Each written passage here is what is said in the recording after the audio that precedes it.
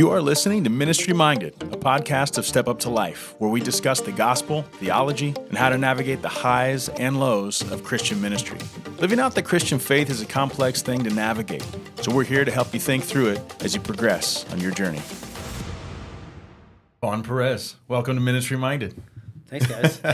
I'm excited. Thanks for having me. You are youth pastor at CityLight Bennington here in Omaha. Mm-hmm. You are coach, substitute teacher, married. I mean, there's a lot going on. You're also a podcaster. Yeah. So we're glad to have you here. I want to jump in with you, hear your backstory today. And, of course, we've partnered with you with Step Up to Life. So welcome. Yeah. Thanks, guys. So. Yeah. My first memory of you. Yeah. What is it, Lincoln? I don't know if I don't know if I know. It was let's just say you were part of a very loud group. Oh yes, there we go. So for those of you that don't know, when now we're at the Oakview Mall area here for our offices, but we were in Elkhorn and we had a lot of extra room in our office building. Yeah. And so the short story is I'm getting ready to go for a bike ride on a Saturday morning, and I'm at the Cubbies in Bennington. Yeah. Okay, so I'm meeting my buddies there. We're going to ride from there. And I go inside to get a cup of coffee or something, and here's this guy sitting with earphones on.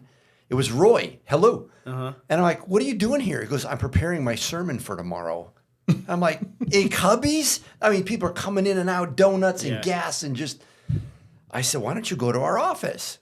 Well, little did I know that a few months later, all 8 of you would be in our office, which was fine. We were glad. Yeah. We were so glad to share it. But y'all, every now and then, we'd have to come around the corner and go, hey, guys, could you bring that down a little bit? Those. And it wasn't you. It was Roy. Yeah. His laugh is so loud. It is. Roy, we love you, brother. Yes. But great time to get to know you guys, sharing the office together. Yeah, that was fun. Thank you for letting us do that. Oh, absolutely.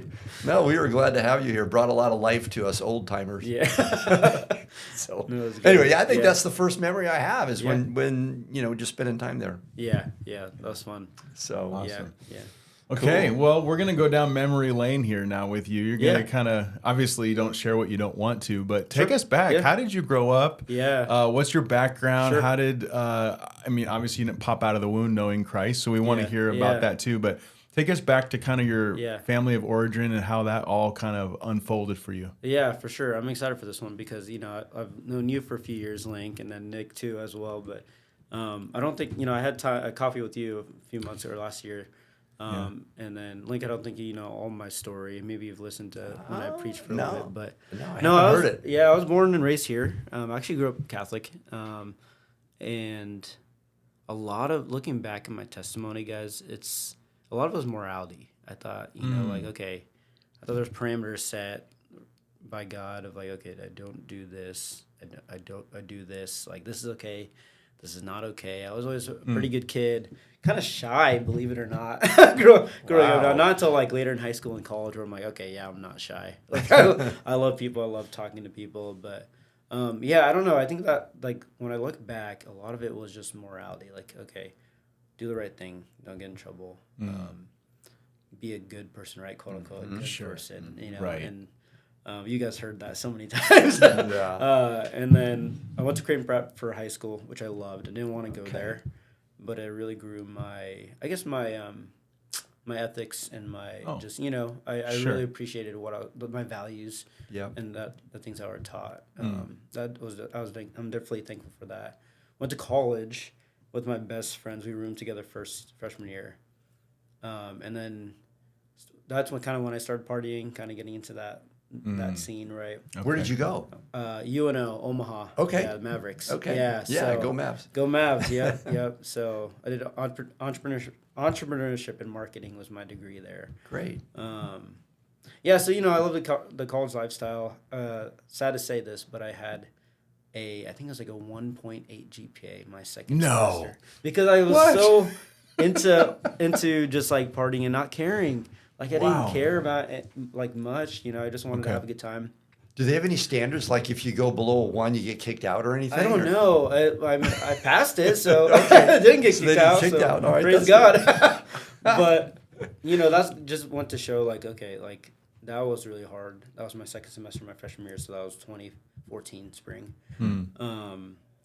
So then, you know what? I just kind of grew distance distant from my best friends that I lived with at the dorms, and great guys. I reconciled. There was nothing that was really bad. I just like knew that I was like, okay, I should probably branch out and try and meet other people and stuff like that. Like restart almost, refresh, and so live with random people the next year. And then actually that's when I got plugged into CityLight's first college ministry, CityLight U. Okay. And now was the CityLight Church at the UNO campus? It was at the there was a church on like just east of where they're at now, the Midtown campus. Okay. Yeah, so but they met at UNO's whatever that building is on the far west end. Ooh. CityLight Providence, I think. No, before that. It was even before that. Oh, okay. Yeah, it was even before that. Providence was the next the church that planted from there a few years later. But I think CityLight Omaha, the church itself, Gavin and Chris started in 2012, I remember correctly, February 2012. And then the next spring, 2013, they started their college ministry. Okay. And so then the year after is when that spring was actually I went because Prince Mukamara was speaking, and I was a Giants fan at the time. I'm not anymore. I was a what is it called, bandwagon, because they won a few years before. Right. But I wanted to see him speak, so I was looking into that fall is when I got plugged into CityLight U, because that's when they kind of officially kicked off and stuff. And I went, and I told you this, Nick, beforehand, but I went because there was a cute girl. I was like, oh, hey, of course. Like, she's really cool. Got a date with her, so that's cool. Yeah. But then, obviously nothing went past that. But then this was actually the time where it was like, okay, I was really challenged in my theology or what I didn't know, right? Like, I was taught at Mass, and I went to religious CCD at the time, Wednesday night religious education for Catholic school. But I was there to mess around. I was just there because my parents told me to go, and it's kind of part of the tradition, right, of Catholic Church. Yeah. So I didn't really remember much, right? And so my theology back then, from what I remember, is that it was God and Jesus. Not really much of the Holy Spirit, right? Like, it was just like, okay, God's the guy up here in the sky, the big man, right? And then Jesus is the guy who died on the cross, right? It was a lot of very, very, very minimal head knowledge, you know? Sure. So then when CityLight U, when I got plugged in my sophomore year of college, there was a guy named Andrew McGill, so shout out to him. I don't know if he'll listen, but I'll send it to him. He, like, challenged me. He took me under his wing, and I didn't know he was, like, discipling me. I had no idea, like, I'm not a believer at the time. It was incognito. Yeah, I was like, this guy's awesome. He's, 5 years older than me. Yeah. And then there's some other guys that I met at the college ministry. We were doing a little small group, and he's asking, like, theological questions, like, hey, like, do you believe God loves everybody? Like, stuff like that. That was very apologetic, like, and I loved it, because it was like, oh, I don't know. And he would, like, correct me, and he would share the gospel, like, explain every single step. I would repeat it, and then he'd tell me to re-explain, and I was like, oh, I don't know. Like, he told me that years later, and I don't remember that stuff, right? And so he was, like, discipling me without me even knowing it, the sophomore year of college. And then this is actually the year that I actually struggled with pornography, actually. Yeah, that's when so a little later than my friends was kind of, God's provision there. But, so then that whole year, I was going to Tuesday nights at the college ministry, still going to Mass on Sunday nights, or Sunday mornings with my family or wherever. Kind of partying, like, not really. Like, I had kind of two friends, my friends who were my freshman group friends, and then this new group of, like, guys and girls who were believers, right? And that kind of attracted me, because I was like, oh, it's like a safe way to have fun, but they're having fun, you know what I mean? And so then junior year hit, and second semester junior year, one of my buddies from the college ministry was like, hey, what do you believe about Mary? Because he used to be Catholic, and he's now Protestant. Okay.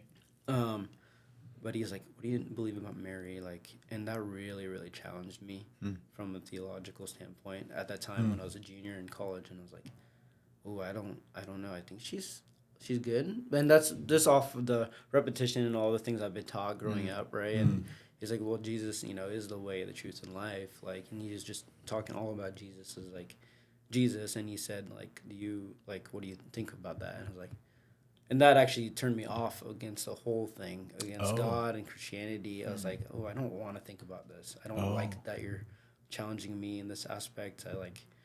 I believe what I believe, which is kind of funny because, just stubborn, right? And so then actually that turned me off. I stopped going to the college ministry my second semester and senior year.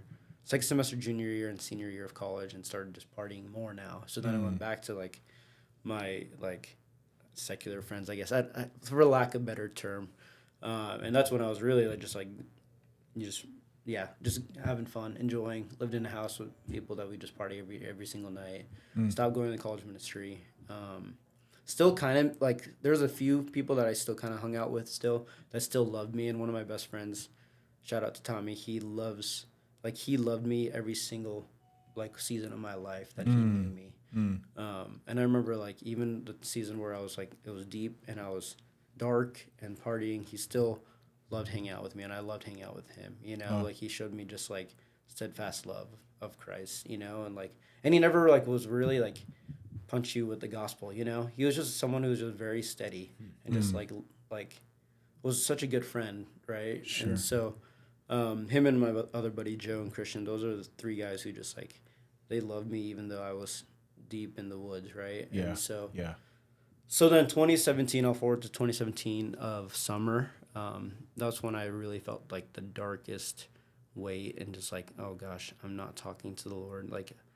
Even my simple disciplines of praying before bed, praying before meals, all those things I was taught even growing up. I was well, I'm not even doing those things. I'm not going to church anymore. I'm not going into college ministry.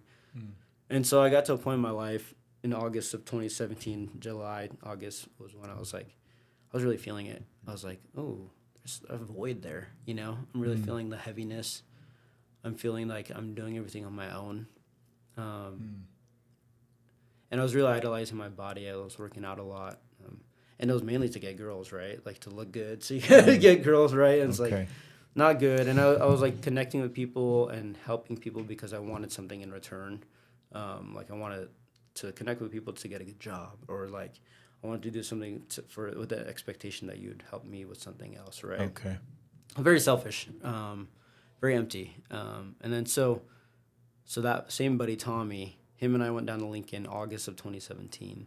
We helped a friend move, and he drove, and we spent the night at our buddy's that we helped move. And then that night he's hey, you want to go to church the next day? Because CityLight Lincoln already had planted. And I was man, I wasn't mad at him, but I was oh, you drove, so I can't do anything about it, Stuck. Yeah, I can't do anything about it. And so, but guys, I remember sitting in the parking lot that Sunday morning, and I talked to God. I was God, I haven't talked to you. I haven't acknowledged you. I'm sorry. Would you open my eyes and my heart? That's what I remember at the parking lot sitting before going into CityLight Lincoln. And the pastor at the time was Mo Dixon, I think. Oh, sorry. Mo Dixon. I don't remember anything he said, but I did remember an analogy. He's an analogy of a house, and he used a house as analogy of your soul, of who you are. He said, what does the house look like? What does your house look like? Is it clean? Is it nice? And I remember thinking, sitting there, I was yeah, I don't get into any trouble. I'm a good person. Yeah, I follow the rules, I'm good. Everything's great. But then he said, what does the inside look like? Are the rooms messy? Are they dirty? Are they filthy? Do they need cleaning? Because if they do, Jesus is at the front door knocking. And I remember at that moment is when the Holy Spirit entered into my soul, in my body, and I was God, I'm sorry. Everything I'm doing is not for your glory. It's all for me, and I'm doing everything with the wrong mindset. And that's when I gave my life to Jesus. That was August of 2017. There at CityLight Lincoln. Yeah. Now, just to back up 50 years, maybe you don't know this. Yeah. But I sat in that very church in the second row from second grade to sixth grade because it was a Christian Missionary Alliance church that my dad pastored for 4 years. Wait, what? Really? That building. I didn't know that. Very building. Right there, the one on O Street? Yep. Whoa. What was that? What's the name? What was the name? It was Central Alliance. I think okay. Lincoln, Nebraska. Yeah. Wow. No way. So I was in second grade, Crazy. and then we moved to Lincoln. It moved to here when I was in sixth grade. But I have many elementary school memories of that church and That's doing things I crazy. shouldn't have done. And, getting in trouble. That's crazy. So, That's wild. So when I found out that CityLight was there, Yeah. I forget who, maybe I was talking to Roy and Glenn or whatever. Sure, but sure. You don't believe this, but this is full circle, man. My That is dad full pastored circle. in that building. That's small crazy? world. Yeah, that's crazy. So it was at church. There's some anointing on that ground Hey, for some maybe, reason, huh? you know. And so that's when I gave my life August of 2017, and then I got replugged into the college ministry, replugged into actually going to Bible studies.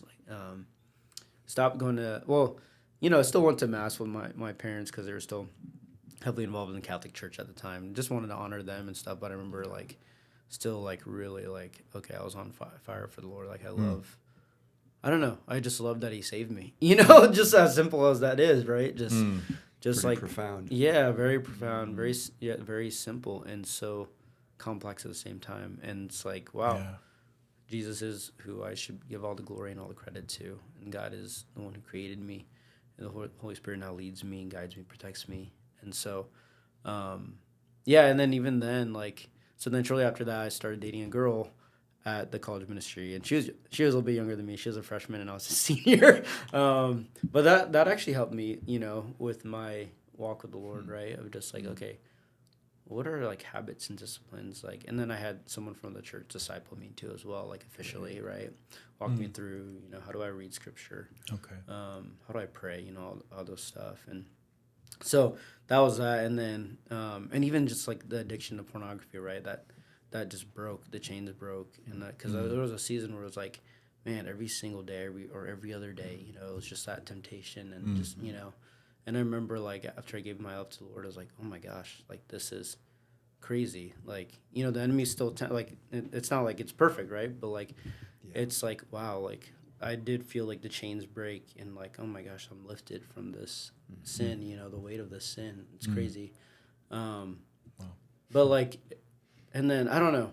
I guess that's kind of the salvation story. There's obviously stuff leading into what I do now and stuff. So I don't know if you guys want me to start there or kind of lead into that. But so I'm kind of curious. So so at that time then you're in this college ministry. Yeah. You're in that through your senior year. Yep. Before you actually go into ministry, you're just kind of a part of it. You're experiencing it. Correct. Okay. Yeah. Okay.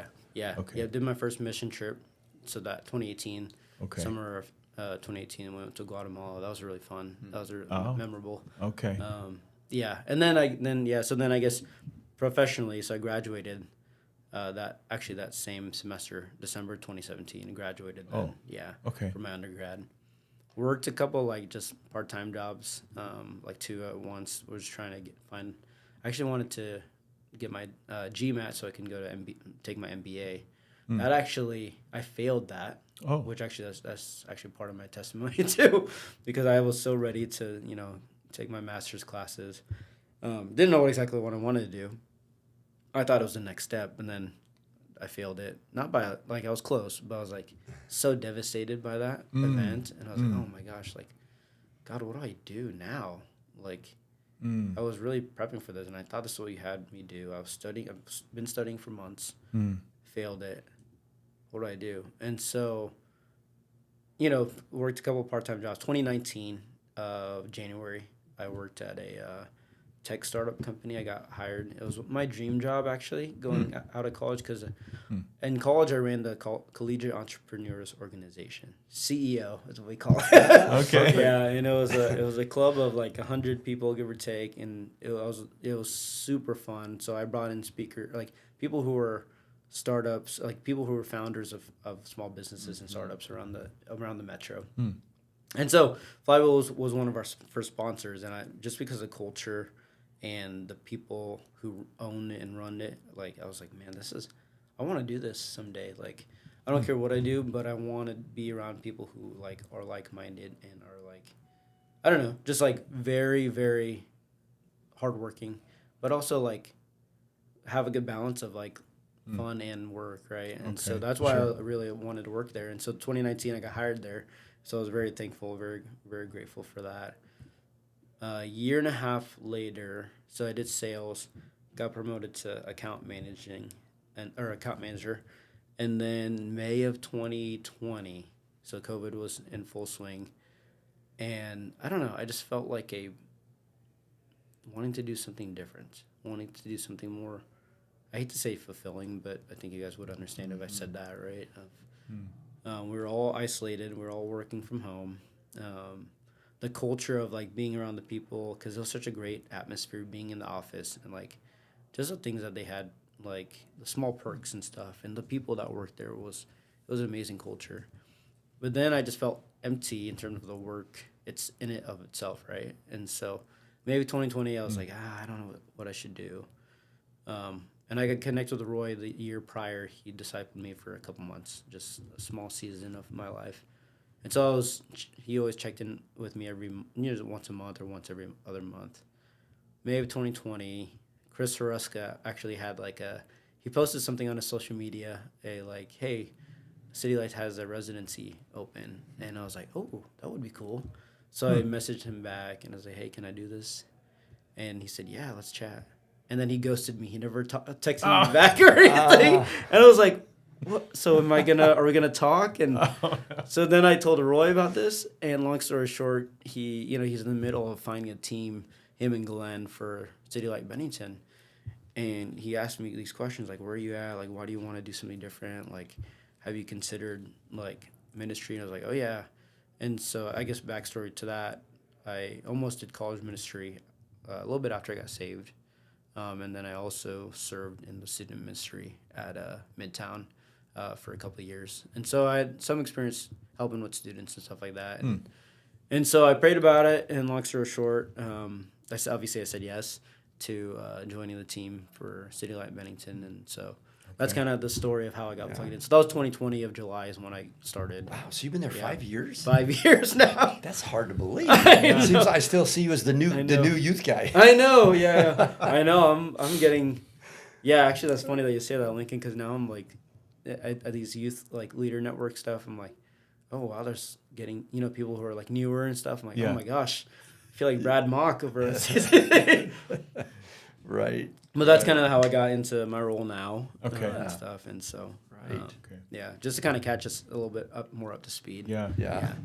And when did the pretty blonde girl catch your eye? Yeah. So Megan, my wife, I joined staff July 1st. She joined staff July 27th of 2020. So same year, same month. She was the last one to round out our team because they needed an admin and a finance. And I remember sitting in the car with Roy and Glenn. We were going to Jimmy John's. Glenn had just got off the phone with someone from CCC recommending Megan to be the admin and finance director at CLB.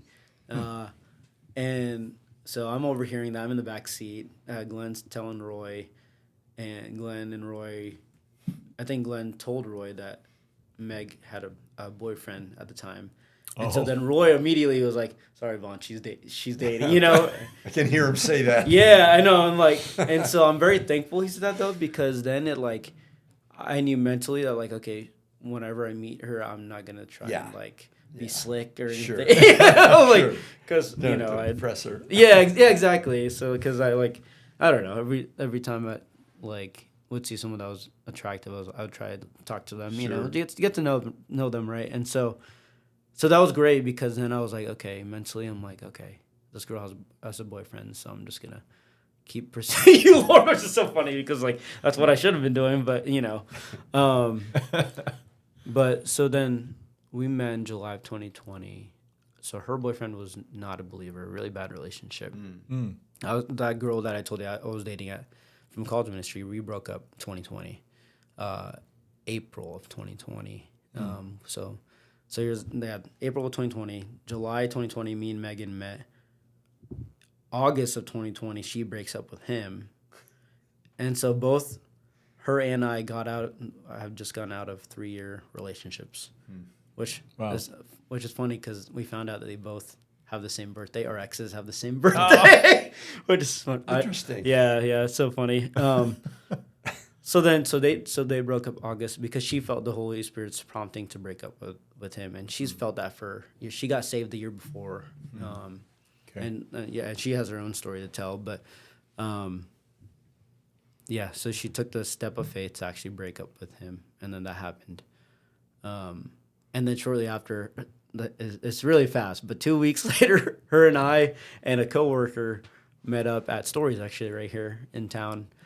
And that other coworker couldn't make it, so it was just me and her. And so we're working on like planning center stuff, and then we were just chatting, and then we were just like we were relating about our past relationships. We were really connecting and asking each other questions, and we're like, then that turned to kept meeting and having work meetings work meetings over at Stories. So that Stories was very special to us because we always met and we kept talking, and then we officially became a couple in October, and then I proposed in January, and then we got married in May. So July of 2020 to May of 21, from the time we met to the time we got married. So 10 months was a timeline. So I think I observed this from distance because I think you guys were in our office. Mm-hmm. When you first came into our office, you guys were not a deal yet or anything serious. No. So then the next thing I know, it's like, oh, yeah, they're hanging out. Then they're engaged. And that all happened under our roof. I was going to say, in passing, you probably have heard us laugh and stuff. Oh, and yeah. Rowan and Glenn tease us about it because everyone on staff now is like, they don't know the story because they weren't there, Because all our original team came to our weddings, and we have a picture of all of us, our whole team together. It was really fun. But so that's kind of that story. And so Megan's still working at the church, still holding the anchor down, keeping us out of jail.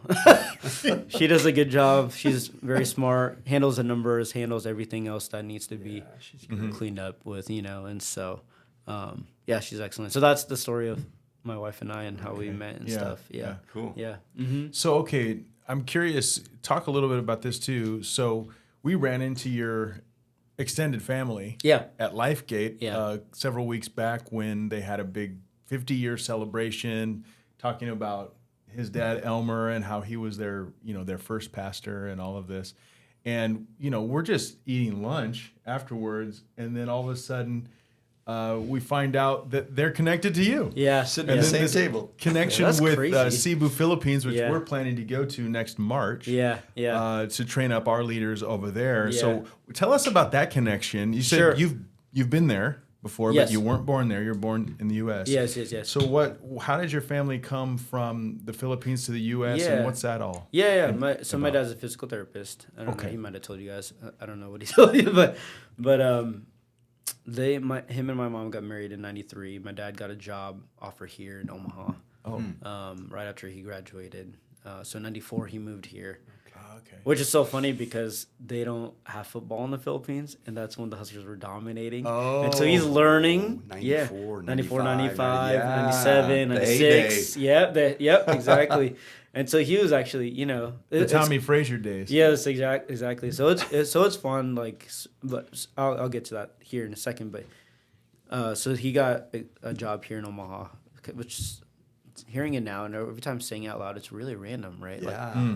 From Cebu, Philippines to Omaha, Nebraska. Yeah, in the middle of the middle of the middle. Yeah, right in the middle. It's like, because typically it's West Coast, East Coast, Texas, right? Or if you come to the Midwest, you go like Chicago. Something like that. Exactly, yeah. And so he came here in '94. My mom followed her a few months later. I don't know if it was paperwork or whatever, but she came a little bit later. I was born '95, and then my sis was born '96. So if you can imagine, you're graduating from a different country, you're getting married, move to a whole different country, and then boom, back to back, 2 years. You have kids. Me and my sister are only 10 months apart too.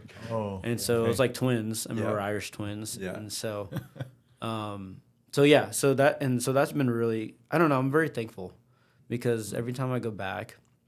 Every time I've been back, I'm always so humbled. My dad's family's really poor. His parents are now passed, but when we went in 2010, I think, his family doesn't have running water.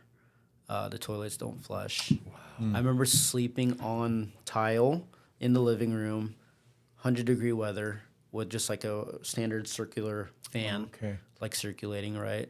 And gosh, that was so eye-opening. I remember, like, the public restrooms, some of them, like, in the really rural parts don't have, it's basically all outhouses, right? Yeah. And so, I don't know. That's just really humbling, and it makes me more grateful being here. Sure. Because we are the only ones in our family that are here. We now have extended family, like my second cousins are in New York, but for a long time, it was just me and my sister here. Okay. And so, and my dad, and you guys have talked to him, but he doesn't seem like he was born there because he doesn't have much of an accent. He's got really a Midwestern accent. Oh. Yeah, my mom's, she has more of an accent and stuff, but I don't know. I'm just very grateful. So that's what he does. My mom, growing up, she worked at Walmart. And so she worked night shifts from like 6 to like 1 or, you know. Okay. And so I think they had a really good rhythm established. So we would, my dad would work.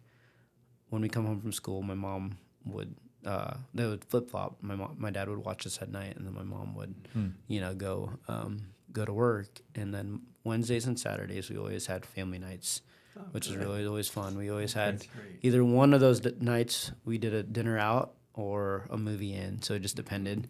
And so it was a really good rhythm, yeah. And I'm very grateful for it. My dad and my mom, and I wrote this in his card for Father's Day, but like just the way that he loved my mom, and it's Ephesians 5, right, of just like loving and respecting each other. And my mom really respects him, and I see that, and I see the way that my dad cherishes my mom, And so a lot of how it was like caught, not taught, right? Like just what I saw at home and what I saw, like they didn't fight a lot, if ever. So I'm really thankful for just like my upbringing and just like being here, being in, and I always I try and weave this in my messages, my sermons to my students of like, be like, every Thanksgiving I do a Thanksgiving message, right? Of just like, man, be grateful for every single thing you see right now, right? Like even the clothes that you're able to pick, the selection you had, the cars you drive, the friends that you're around, I think it really simplifies everything. Just like me knowing to where I could have been to where I am now in terms of like, I could have been born thousands of miles away. I could have a different accent. I could not even be, I probably wouldn't be married to my wife. My life would be so different. Yeah. And so, I don't know. It just puts things into perspective. And I'm really grateful. For sure. For it. Yeah. So, yeah. So they had a Catholic background from the Philippines. Yeah.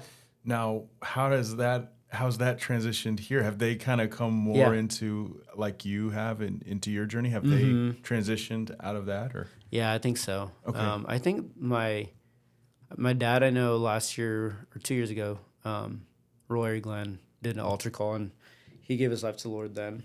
The closed eyes, hands raised. And I had a conversation with him. We went golfing shortly after, and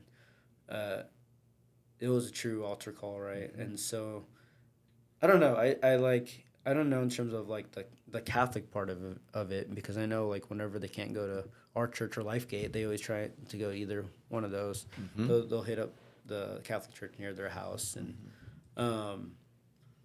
so I can't really put a pin in terms of like, okay, are they not, or are they? And I don't want to also like put all my brain power into trying to figure that out, right? Like, because at the end of the day, I've learned that like in my own studying and in my own conversations that like, I firmly believe that there are Catholics that do love the Lord and actually can be more Protestant. They just don't realize it. And then vice versa. There's a lot of, people who go to Protestant churches that actually don't get it, right? Like, and so I'm at the point where like, I'm just going to love them. And they actually they were there when I got baptized. They were there. I mean, we always have conversations about faith and stuff whenever we're all together and stuff. And I don't know. I'm really like grateful for just their support, and I think the Lord's using my wife and I to like, and also my auntie and uncle that you guys met and stuff, like, to really, I don't know how the best way to say it, but that's. Sometimes labels are helpful and sometimes they're not. Right. It's just like, do these people love the Lord? Right. And are they following Jesus? Right. And if those are both yeses, then I'm good. Right. I'm good with that. Now we can talk about like where you go to church or labels or stuff like that. But where's the heart? That's the main thing. Yeah. Absolutely. Absolutely. So your main ministry, though, that God has really opened to you is with youth. But it's not just in one area. I mean, yes, you're the youth pastor, which obviously that's a huge part of what you're doing. But you've got layers to that. So tell us about that. You're youth minister. You work with college and high school, and I'm assuming middle school even. Yep. But then also you're with Fellowship of Christian Athletes, and you're coaching, and you're subbing.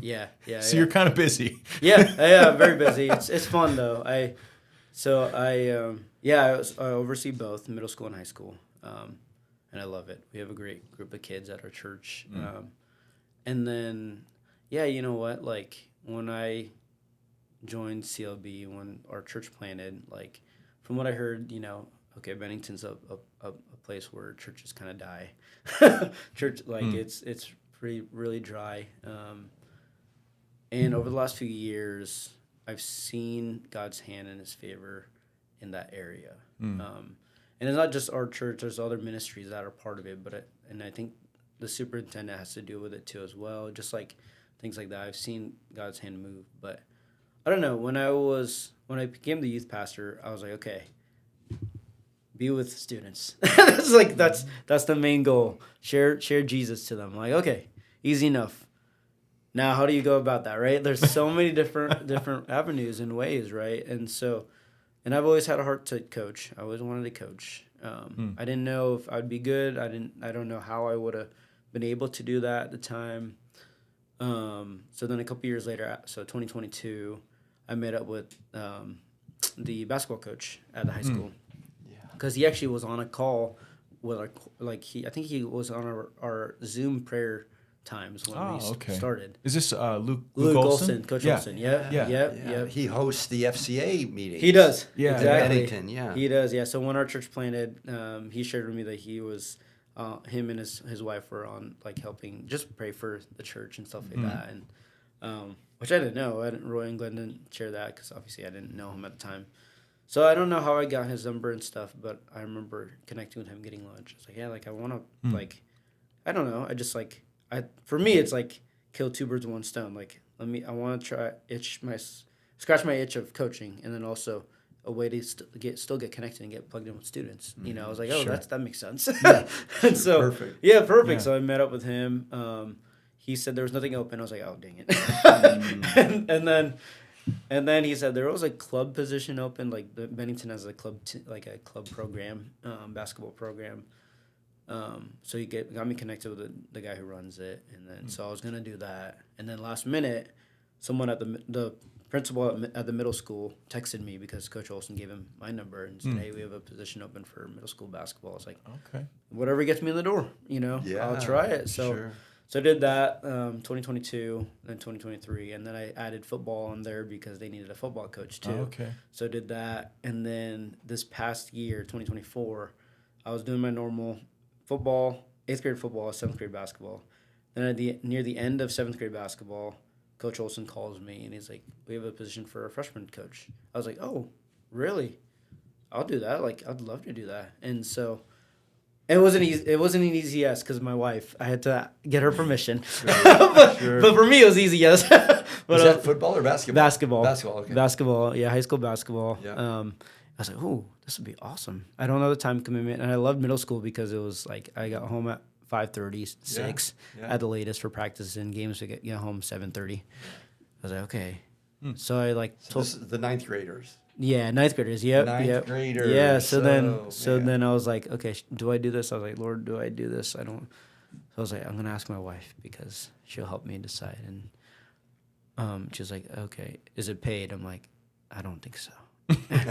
So let me double check. Really? It was a volunteer. No, it's a volunteer position. Okay. Because of Title IX, they can't pay. That position gets cut off. All right. All the other coaches get paid, which kind of stinks. But I think he's trying to help make a case for that. But anyways, I said yes because I was like, let's just try it. Let's see how it is. Mm-hmm. And I loved it, guys. I love coaching it. I'm not doing middle school basketball anymore because I'm like high school. Because after 9th grade season got done, I hopped into the varsity stuff and and just like helped out with practices and were there at games, just getting exposed to that. And I was like, okay, I really want to do this more. And so, now, said yes and I'm doing it again this year, and we're already in the heat of summer stuff. So, you would have loved to have me on your team. If I was a ninth grader and you were my coach. Yeah. Because at Beveridge Junior High, which used to be 6th, 7th, 8th, and 9th grade. And Yeah. then Burke was 10, 11, 12. My 9th grade year, I started the very first game. I was a starter in 9th grade. And my total season scoring, okay, so divide this by 10 games, was 1. 1. Wow. But it was the most beautiful free throw you've ever seen. There we go. You should have seen that thing. It was classic, beautiful. 1 point the entire season. Wow. I started the first game and rode the bench the entire rest. No. I was petrified. Yeah. Anyway, there. Oh, dang. So actually, you wouldn't have wanted me on the team. Yeah. I would have contributed 1 point the entire year.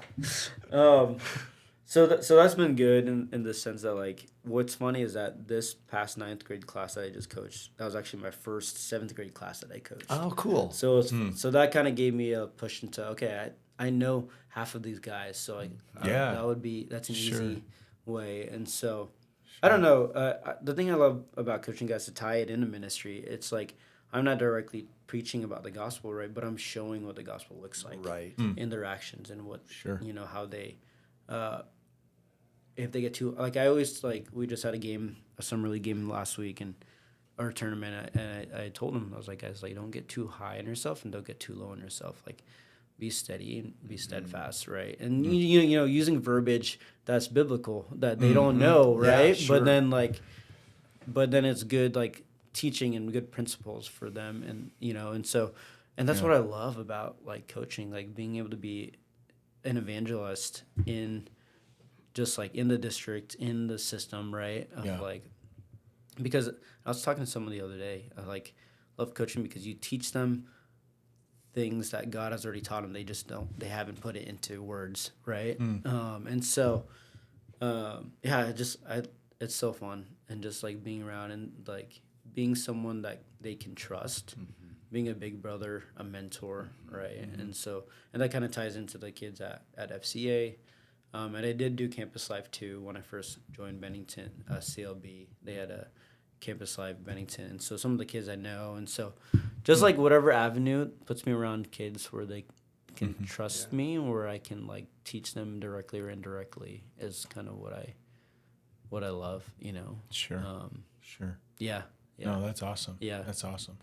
No, I mean, the impact we make is probably bigger than we're ever going to be told by the student. I did youth ministry, and so did you, for many years. And it's funny, sometimes, even now, I'll have someone send me a message saying, hey, they're like married and have kids and everything else. Yeah. And they're like, hey, I just remember this thing. And you're going, what in the world? I didn't even think you were paying attention. Yes. And God lets you, every once in a while, he lets you see behind the curtain of what he actually That's did. Good. That's really good. And I don't know, it's a privilege. It's such an impactful time of life. Yeah. They're asking questions, but they're not necessarily going to come out and tell you that. Yeah. Right? Totally. Sometimes. Yeah. But it's a really unique opportunity to Absolutely. make inroads in ways that, changes the course of many people's whole lives. So no, we're grateful, and I'm grateful. You impacted my daughter's life. She loves it when you sub. Oh yeah, I love. It's like Vaughn was in today. I know. I was saying hi to her and seeing her. She's so sweet, and then just like all those kids are awesome. Yeah. She's very appreciative. Yeah. So. Yeah. I'm curious. Okay, so CityLight Bennington. If you're listening and you don't know, Vaughn is at CityLight Bennington. Yeah. With Pastor Glenn and Pastor Roy. So if you want to get online and look that up, you can see. But you guys have incorporated Step Up to Life in a fairly intentional manner there. Yeah. Talk about that a little bit. How have you felt that be an aid to you, or a tool in your toolbox, if you will? Sure. Having that conversation with students. Yeah, sure. Yeah, in terms of the students, I always I know that was the one time you came to FCA, which was really good and very helpful. Just going through the steps. In terms of my ministry, the student ministry at CLB, it's I think there's only been a few times where I've kind of actually there was one time where I actually taught through it. and like, okay, hey, what step are you on? And like, this is between you and the Lord, but write down where you're at and really process through those things. Sure. In terms of like where I use it the most would be one-on-one discipleship. Times where like, okay, I've sensed maybe this kid just needs a refresher, or like maybe this kid doesn't even know where he's at, and I want to like kind of. I love Step Up to Life because it really, really paints a good and clear picture of where we're at in terms of our faith journey, right? Yeah. And so, that's always like I love that it's ingrained now in my in my tool belt, in my memory, because then like when I'm having conversations, I can be aware of like, okay, when to pull it out, right? Of like, okay, and even like process when a kid's like feeling convicted. I'm like, okay, he's definitely on the convicted step. So then how do I, like, ask him more about that? And, like, okay, have you thought about, like, repenting, giving your life to the Lord? Did you feel that heaviness on your heart? Like, that's the Holy Spirit, like, you know. And actually God wants you to take that next step. So I think it's been really helpful for me, for sure, because just, like, having that in my tool belt. And, like, when I'm having conversations, okay, when to weave that in? you know? Yeah. It's awesome. I think, too, like, when you're telling your story earlier about how when God did bring conviction on you, at first, you just left altogether. You just like walked away because you're like, ooh, I don't like this. I don't like how this feels. Yeah. I think sometimes it can be encouraging as a leader to recognize, oh, wait, that's actually not necessarily a bad thing. The Holy Spirit was working. This person is currently not responding so well, but they're understanding something. Yeah. So I think that can be helpful, too, because then it's not like, what did I do wrong? It's like, okay, this person is just a little scared. Yeah. A little tentative. Like, I remember when I came to faith in Christ in high school, I had this friend named Dave, and he goes, now you're not going to be one of those like people that makes your whole life about God, are you?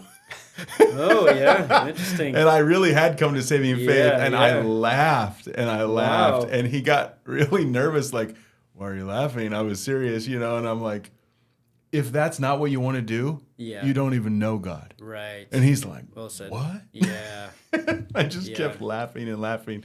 Because once you come to know him for real, it's like so obvious that you would never even think that way anymore, right? Like there's a part of your life that God doesn't touch. It's just laughable. Yeah. But until you're in that, until God's really broke through, it does feel like there could be. Totally. Well, we can have this part of his regular life, and then this part is like the part God has. Yeah. Like, no, that's not how it works. That's not how it works. Yeah, exactly. Well, and it's also interesting, and I was telling you, Nick, about my podcast. I have a podcast with my buddy Clay Lincoln, and Vaughn and Clay All Day. Vaughn and Clay All Day. Yeah, so Vaughn and Clay All Day. Check it out. Yeah, we haven't had an episode in over a year, but that's okay. But like, and that was just, it's a podcast where we just ask him, how'd you come to know the Lord? Like, what's your story? And so I've heard so many different stories, obviously also with the students that I'm connected with, like all the different stories. And it's interesting because like, even the ones that are churched, right? They grew up in a church. Sometimes like, I really think that, and this is helpful to Step Up to Life, because then it really helps you pinpoint a time in your life where it's like, okay, I really turned from being convicted to repenting to saving faith, right? Because there's some kids, and God's given me a lot of patience with them, and it still does. But like, there's some kids that grew up in the church, so then they think they're Christian because mom and dad, and it's all just what they know. And ironically, that's similar to what I grew up in, just in the Catholic Church, right? Right. But it's like, no, I think God gets to a point in your life, or you get to a point in your life where you've got to make a decision of who God is. Yeah. And so even those stories, I'm like, okay, I'm just patient, because I'm like, there's going to be a time where where trial's going to happen, and you're either going to turn to the world or to the Lord, right? Yep. And like, even if it doesn't happen then, it's just another step closer, right? It's going to be, for sure. You know, and so it's really interesting. Like, even when kids are like, oh yeah, I'm a Christian because I grew up in church. I'm like,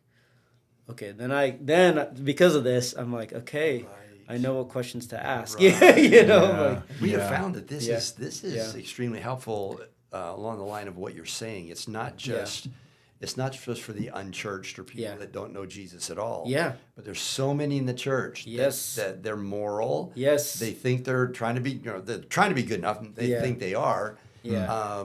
But they're not quite sure maybe. Yeah. And I found it really helpful to kind of blow all the fog away. Yeah. Because they're like, well, I prayed this prayer in second grade at camp. Yeah. But I don't know, really where I am and what does all that mean? I say, well, let's just forget about all that for a minute. Yeah. Let's just forget about your religious history for a minute. Yeah. Right now, today. Yeah. And this is the question on page 2. Yeah. Who runs your life? Yes. Yep. You? Yeah.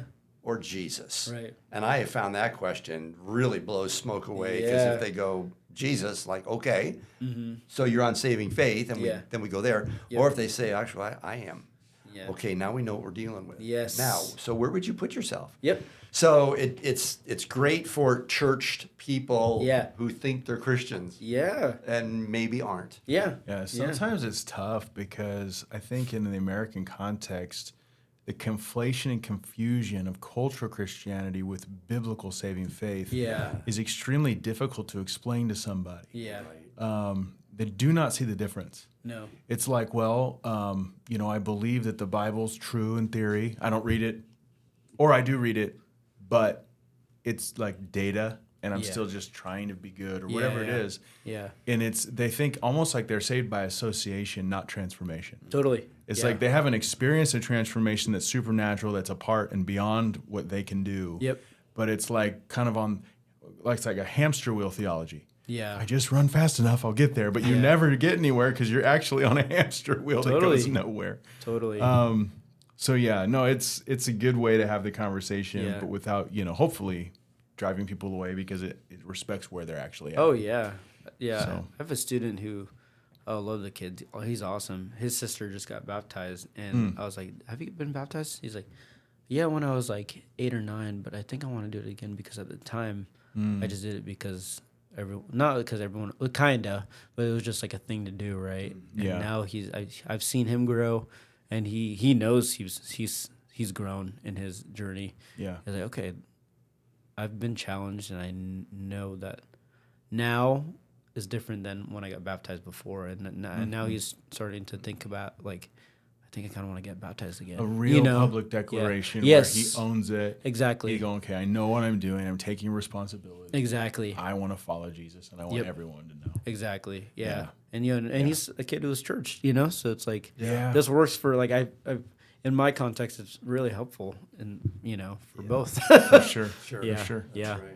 Mm-hmm. Good. So tell us about the future. What are you praying about? What are you excited about? What are you wondering if God's doing? Or maybe you already have an idea. I don't know, but I'm just curious. What do you think God has down the pike for you and your wife? And I don't know.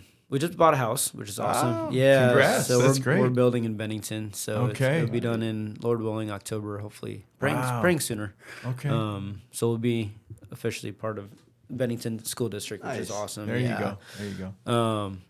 So being the mayor would be fun, I think. I think that'd be fun. That's a goal, like a real goal of mine. I coached baseball with the former mayor, so if you need some tips. Which one is that? Zach is that Jones. Zach? Yeah, I know Zach. So do you know Zach? Yes. Maybe he could give you some pointers. When we first were at the barn, you guys know Lisa's barn and Mike's barn over in Bennington. Yeah, the Blisses. Yep. So our high school ministry, my first 2 years was there. Okay. And I would cater runza from Bennington down the road. And I would see Zach all the time. I had no idea he was the mayor until he was like rerunning for office. I was like, so I texted him, I'm like, dude, are you the mayor? And he's like, yeah. I'm going to share this podcast with him. He'll think that is so funny. I was like, what? Like, you're just like a normal guy just who runs the runza, and it's awesome. Like, I had no idea, And so, that's definitely, like, that's kind of a long-term thing. I think it'd be really cool. I think God's definitely shown me kind of my skill sets and decision-making and overseeing and stuff like that. That's definitely, but in terms of, like, I guess the immediate future, I don't know. I'm really open-handed. I am excited. I got finally approved to take master's classes and take my go through my seminary, which is great. Yeah, excellent. I don't know. I don't know if I'd recommend seminary. Yeah. So one step at a time. Yeah. No, do it. One step at a time. So I'll be taking classes in the fall, which I'm really excited for. Awesome.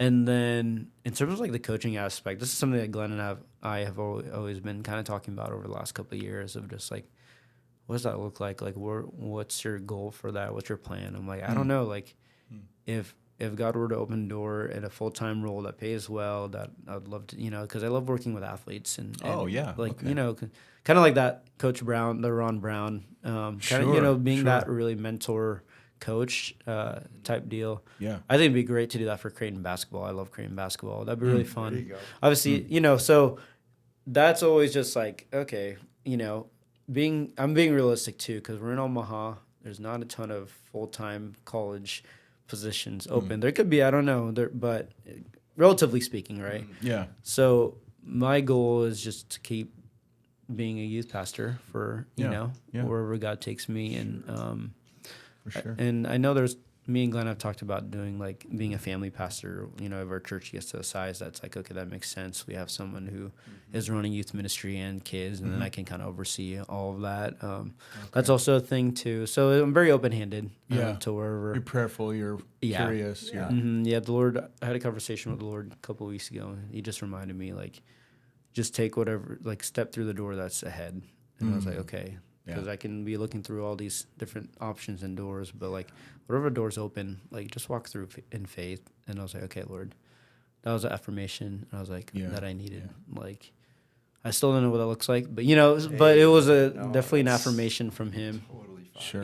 And so, there's those things. We're doing our first mission trip next week for our church and our students. And where are you going again? New Orleans. New Orleans. Okay. Yeah. Okay. Never been down that part of the country. Good. Been to Florida and Texas, but not in between. Nolens.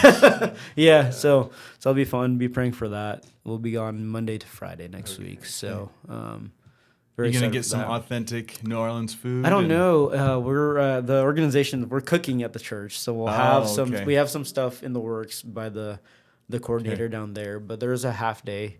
Our last day where we can kind of go explore, so I might try beignet. What do they do down there? Crawfish, jambalaya. Your po' boys. Do you like spicy? I like spicy. Yeah. Okay. Yeah. That's good stuff. Yep. So you got to at least try. You got to try to get something. I know. I'll try to get something. I was thinking of beignet. I think a beignet would be good because I think we have the afternoon and we have dinner that night. So I'm like, I don't know if I should double down on dinner or like, heavier food. But sure, we'll see. We'll see. Right. Sure. But it'll be fun. Great. So those are kind of the things that come to mind, guys. I think I'm just being affirmed to just like continue to almost like keep doing what I'm doing or where God's called me, right? For sure. Right. And to kind of put a bow on it, a buddy of mine who actually was a leader of mine when I first started, he went to Bennington High School, and then I talked to him recently last year, and he said, God's doing something different in the area. Like, he feels it. And he hasn't served with me in a couple of years now, but he's like, it's definitely different than it was when I was in high school 5, 6, 7 years ago. I don't remember when, but he definitely feels like just like God's hand and favor is in the area. Yeah, and it's really cool. And it's very affirming, and a good reminder of like the works. Like it's never done, but it is affirming of like. We're called to plant seeds. We're not called to really like reap the benefits of it. But it is encouraging when you get like kind of like you said earlier, a little peek into the back of what God's doing. Yeah. Like just being those essential being encouragements. Faithful. Yes, exactly. Yeah. Just being faithful to the process of just planting seeds and sharing and being a light. So I mean, it sounds kind of like that's been a theme as you've been sharing your story. Is like. It was never these big flashing light moments per se, but you were open and you were willing and you kept moving forward and God just kept opening doors and now